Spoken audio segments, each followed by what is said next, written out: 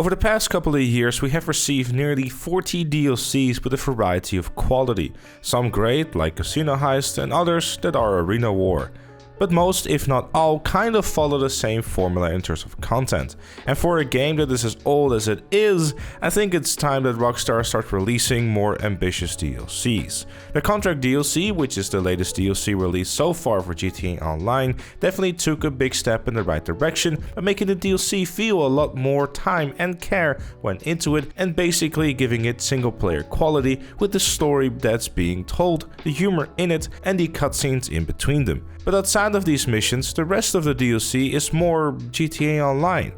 What do I mean with this? Allow me to elaborate. When I say more GTA Online and the game not needing more GTA Online, I'm referring to the fact that the game has been releasing the same kind of content for quite some time, or at least so it feels. Vehicles released with DLCs often feel like yet another vehicle we've driven before. They sound and pretty much drive all the same, minus the HSW vehicles that were released with the next-gen versions. That definitely made everything feel a lot more interesting. But if you remove those HSW upgrades even from the newer cars that were released, you're effectively stuck with the same problem that we had before.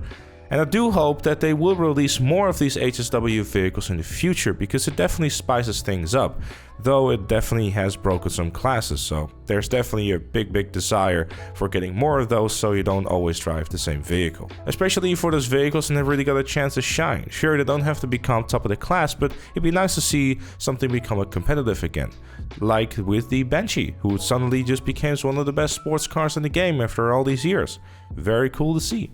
The weapon meta pretty much has been the same for a while too. Getting a new LMG or a unique weapon would really help to spice things up. It doesn't have to be incredibly overpowered or anything like that, but just something usable and fun to use, rather than always having to default to the Combat MG, RPG, or Special Carbon Mark II or Explosive Rifle. When it comes to AI, they can either be ran over by a bulldozer while you're high on acid and wearing a blindfold, or you're playing against an army 2 inches away from the nuke button.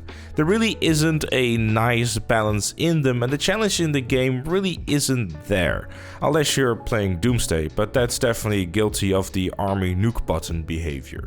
Mission design often requires you to drive a vehicle, and in case of the mission vehicles themselves, often these are pretty slow too. Then kill a couple of enemies and then drive back again to where you got the mission. Why do I need to return a fingerprint scanner that can literally fit in my pocket, but I don't have to return the literal codes to the Cayo Perico vault? Just to give an example. There are plenty more. I feel that with the next-gen versions of the game, there doesn't really seem to be a reason anymore for restricting the potential of the game. Perhaps missions and activities could be more in-depth and have more layers to them to make them more interesting in that way.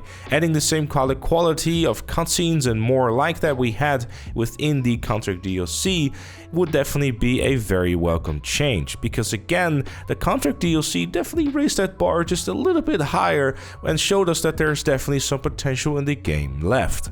The problem, of course, with making stuff more in-depth and having more layers to them is that the payout often doesn't really reflect this. But looking at the Contract DLC, the individual setups would net you about $10,000 each, and the finale for the Dr. Dre mission would give you a cool $1 million. In my opinion, this was a pretty good way of doing it, especially because that $1 million can also be repeated if you were to take the time with it. And on top of the fact you got a bunch of trade prizes along the way and some other features and missions for your efforts, and hey presto, a pretty damn good DLC. The security contracts and payphone missions are good fun too, the payphone missions especially. I personally would absolutely love to have a DLC centered around contract killing. Make it as much as Hitman as you possibly could, minus the stealth options, because GTA Online stealth is still something that doesn't really exist, but just have us drop chandeliers or just roll someone over with a bulldozer. Go crazy, it would be fantastic. Rockstar's already done a great job with the payphone missions in a variety of ways. You could be doing the same 3 missions but slightly different. Having them set in like interiors or different things like you would have in Hitman would be fantastic. It may not even have to be a main piece of DLC, it might just be additional payphone missions themselves, you know? Have Franklin give us some more. Maybe even someone else. Maybe Martin could be coming around and be like, hey, you haven't heard from me for a while, how about some contract killing? It's really something that fits the GTA narrative and definitely fits like something that I would personally be really enjoy doing. I want GTA Online to stop being stuck in the same ways that it has been over the past couple of years. Restrict the access to the weaponized vehicles within contact missions or just missions in general, to give it more of a challenge and not just zoom through everything, press a button and everything goes kaboom. Perhaps a difficulty option rather than restrictions, so people will have the choice of how they would like to approach the missions and reward those who opt in to not use weaponized vehicles in said difficulty settings. Maybe you could do the same thing as Red Dead Online and force players to use free aim in this higher difficulty setting too. Call it very hard or ruthless. Give people a double payout over the 1.5 times payout for hard difficulty, and maybe even go back to older content and add that difficulty setting there too. Though that's probably pushing it, since the possibility of Rockstar touching old content is as likely as me finishing a paragraph without making it sound like I stumble over all my words. DLCs really have to start bringing a new life to the game that lasts longer than the usual week or two, and then everyone is just logging in for the sake of a new vehicle. I want to be and feel excited again about playing GTA Online, and I can't be the only one feeling that way. The reality is that GTA 6 is likely another year or two away according to the latest rumors, so until then we're probably stuck with GTA Online. Oh no! Anyway. The game has potential still. Existing ideas within the game can be turned into breathing fresh life into old content, like introducing premium deathmatches and adding new premium races to the game. Maybe raise the payout for these premium races and give people a new incentive to go and try them out.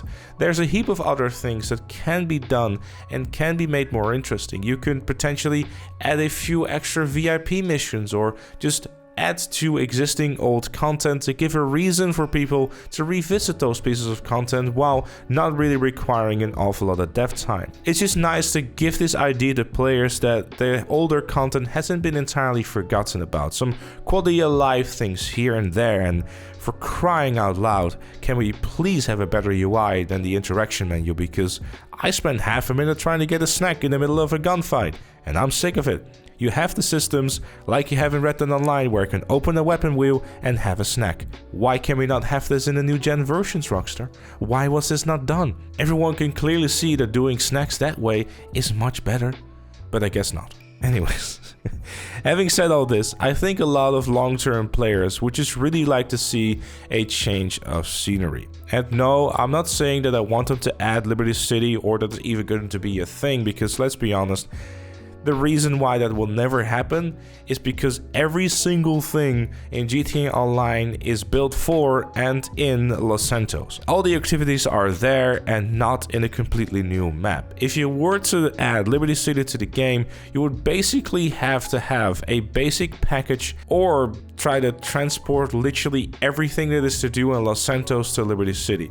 That is a daunting task that would probably take years to do in terms of dev time, and probably is not worth the time, the resources, and the millions and millions and millions and millions to even be able to start making that something anything close to being a reality. So I think they're just gonna put all that kind of effort into adding a new city in GTA Online instead, and, you know, maybe releasing that GTA 6 game at some point, hopefully. Anyways, those are my thoughts. Of course, I'd love to know what you think in the comments down below. Leave a like if you enjoyed, subscribe for more, and if you really like what you see on the channel, please do consider becoming a member like Chloe, Robert, Madman Dakota, and ShapeSafe Gaming. Thank you again for watching, and I'll see you all later.